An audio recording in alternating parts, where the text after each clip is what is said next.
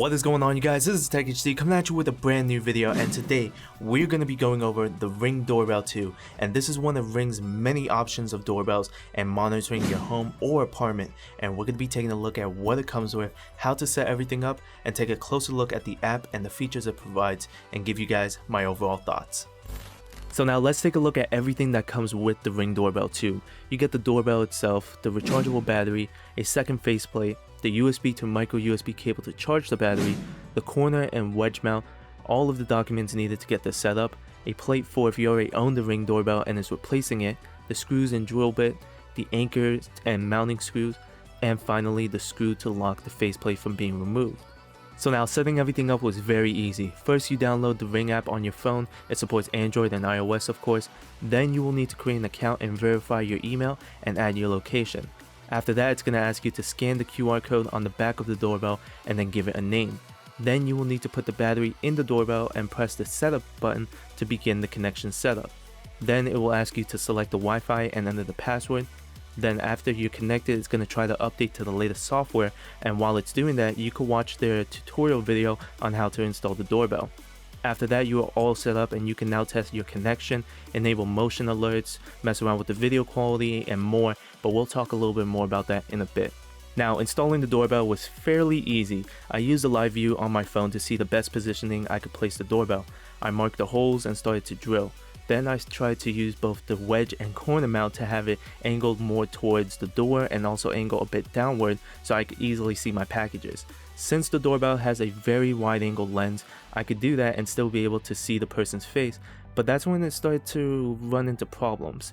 The wedge and corner mounts are plastic, so when I tried to screw the mounts for both to be held, the headpiece of the screw would just go right through the plastic and start to damage it a bit. So I decided to just use the corner mount, and I will eventually add a metal plate in front of the plastic to hold the screw and keep it secured. After that, it was very easy to screw the doorbell onto the mount and to add the faceplate. Alright you guys, so now what I want to show you is a more in-depth look at the app. So if we look right here, I can see immediately my front door, as well as I can set up other devices. I can see on the bottom I have the Ring Protect plan, and I'm using the 30-day trial, and I have 8 days left, so just to show you guys. And when I click on the front door, it will show me a live feed right away of what's in front of my door, as well as I can see when I look back at it, any type of motion, anything like that. So that is really cool. So I could scrub through easily. I could go into the settings on the top right, and then this will show me more of the front door and any other options that I could do. So basically, if we go to event history, we can see all of the stuff that it detected, like whether it's motion, answering a motion, anything like that. We could see any of the answered rings or missed rings, as well as we could go to any of the motions, and then we could go to any of the live view, and then any of the favorite scenes. So like if a package was delivered, I wanted to save that footage, I could do that. I could set up the motion snooze, and then I could snooze it all the way from 30 minutes up to 4 hours, and then it will record audio, but it will not notify me when any of the motion occurs. I could link any of the chimes, which is an accessory, so I could have chimes all over the apartment, or if you guys own a house, you could set that up too, so you guys could easily hear, like basically a doorbell, hear when somebody's at the door. As well as I could go to my device's health, and it will tell me my Wi-Fi, my signal strength, as well as my battery life, which is only 70%, which is ridiculous because I've only charged it once. And then I could improve my Wi-Fi, or I could test my Wi-Fi speed, anything like distance and all that, and my Ring system status and stuff like that. This is where we get more in depth with it. So I could set the motion, and then I could do the motion wizard, which I already did, but I'll show you guys again. I could optimize, and it's gonna ask me a couple questions like, am I on steps or anything like that? No, I'm not. Does it face the street? No, it does not. And how far do I want to detect the motion? About 5 to 15 feet. And then I want to customize more of it, and then this is where I could set my sensitivity basically all the way from minimum to maximum. I like to set it to around here, and then I could turn off certain zones. So there's 3 zones, so I want to turn off the left one so that I don't get any notification of anybody walking over there. I mainly want to get somebody that's in the center or more towards the right, and that's usually how it is. And then this will do effect, as well as I could do the motion scheduling, so schedule when I wanted to activate, basically maybe 10 minutes after I leave from work, going to work or anything like that. Motion frequency is how often it's basically capturing the motion. So frequent captures and notifies you about every motion. It has the shortest battery life. I keep it on standard, which captures and notifies you about motion less often, and then light, of course. So then let's go back and we could go to device settings, and then the video settings, we can enable HDR, which is high dynamic range. So really good for clarity and really good with the low and high bright areas. And this is enabling the option will decrease the battery life. I could enable the live view. I could tap camera preview for live view, audio streaming and recording as well. So that is really nice. And then you could learn more about the HDR. This is how it is off. You could look at the sky basically, and then you can see on how it's showing more details. And then that's basically it. Let's go back, and then I could do snapshot capture, see what happens between events. So capture images regularly to show what happens between detected events. I used to have this. Soon you'll see Snapchats from front door on its timeline. Okay, cool. Consider whether taking regular snapshots is appropriate based on the camera's field of vision. Okay, and then I just want to save that, and then it'll take effect in a bit. Alert settings, I could change the app alert tones, like motion alerts or ring alerts, and then I could change the chime alerts if I did have one. Notification preferences, in-app notifications, I enable that, of course. So when I am not home, I could easily get that notification. And then I could go back. I want to show you guys something else. The general settings, what device I want to set it to, my location, and the doorbell ringer volume, I set it to half. And then I could go into the users and manage the users. So for me, I'm the owner, I'm the only one that has access to it, but I could give access to other people, like family members that are living with me or friends that are staying with me for the weekend or something like that. I could give them that. Usually I don't, of course. Ring alerts, I could have that enabled. Motion alerts, I can have that enabled as well. And then battery is up the top right, so that just gives me quicker access. And then I can see the live view as well. And that is basically it as far as everything goes. And then if we go to the very main menu, you can see your neighbors, any type of local area people. They usually show events like somebody stealing a package or anything like that. The devices, so of course my front door, if you have more Ring devices, it'll show you an easier thing. The history, you know, same thing. And I just want to show you guys real quick, like I said, I'm on a trial, but after the trial ends, you do have to be on a plan. So they have the Protect Basic plan, which is $3 a month or about $30 annually.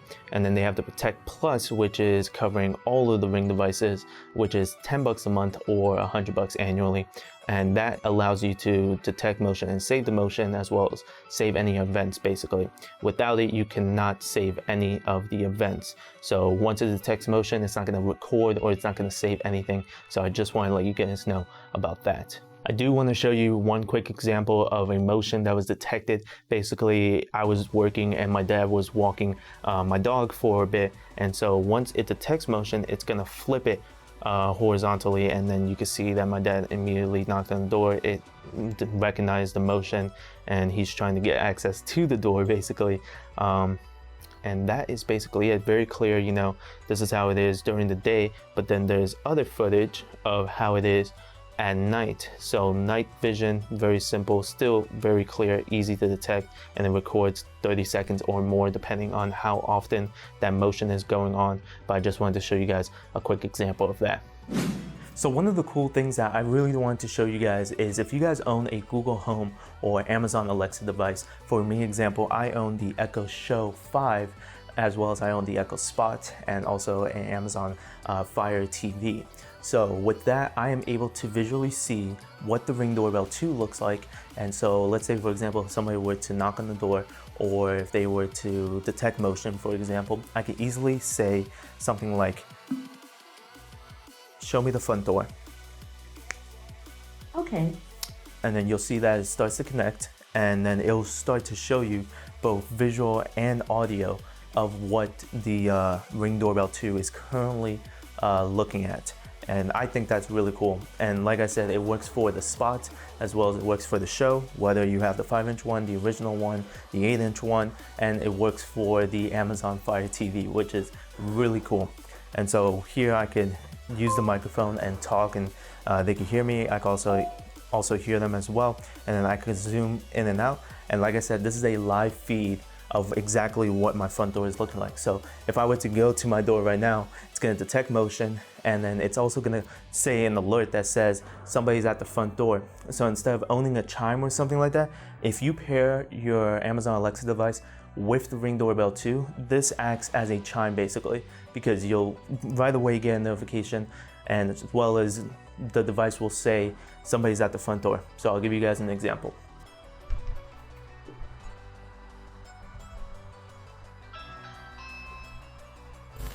So after testing the Ring Doorbell 2 for over 2 weeks, I really like the doorbell for what it could do.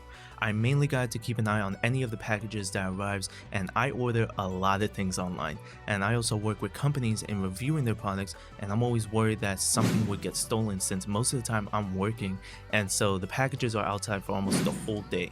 So having that motion detection and being able to easily get a notification on my phone to let me see the live feed has been great. I can also see the live feed and hear the audio, and also talk back because of the two-way audio. I had my family over for a week for the holidays, and that's when I started using the doorbell, and I thought that was perfect because that will be the most time that the doorbell will detect motion and be used. I was able to easily see who was at my door, see who left and at what time, and that wide-angle lens really captures everything. On the app, I could easily see the history of the motion detection, when the ring was answered or missed, and favorite a scene like when a package was delivered. Now, talking about the video quality, it offers 1080p HDR video, and of course seeing the footage remotely is going to be very compressed, but you can still notice who the person is, and I'll show you some examples, but their faces are going to be blurred out of course. But I've had a couple of packages delivered while I was working, and I would get a notification and I could look back and see who delivered it, so that has been great.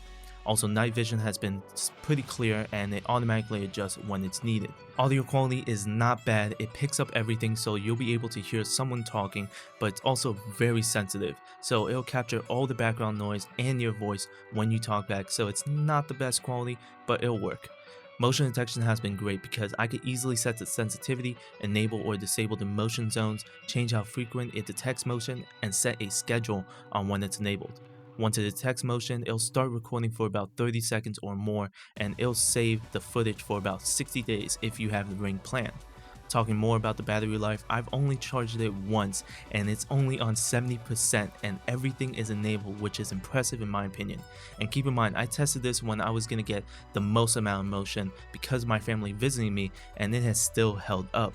Also, charging the battery is very easy. There's no wall charger needed, so one less thing to lose. All you need is a micro USB to USB cable to charge it. The micro USB port is on the battery, and there's also 2 indicator lights to let you know if it's charging or when it's fully charged. So everything sounds pretty good, and for the most part it is. I just have some minor issues like the corner and wedge mount being plastic, and the screws would just go right through the holes and damage the mount. Also, just to let you guys know, if you want to save your footage and motion detection and event history, you will need to have a plan with Ring, and they offer the Protect Basic that covers one Ring product and gives you all the benefit. That goes for around $3 a month or about $30 annually.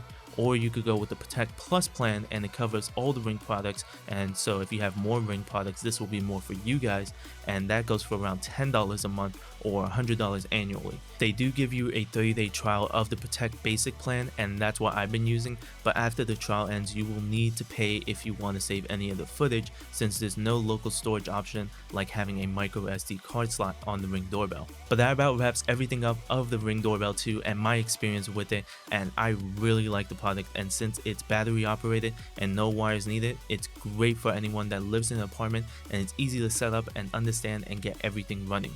I hope you guys enjoyed the video. If you guys do have any questions on anything that I didn't cover, let me know down in the comments below, as well as everything will be linked down in the description below. Thank you guys so much for watching. I hope you guys enjoyed the video. Please like, comment, and subscribe. Turn on post notifications so that you guys can be notified whenever I upload a new video. Follow me on Twitter, YouTube, Instagram, and Twitch. As always, TechHD. I'll catch you guys in the next video. Peace!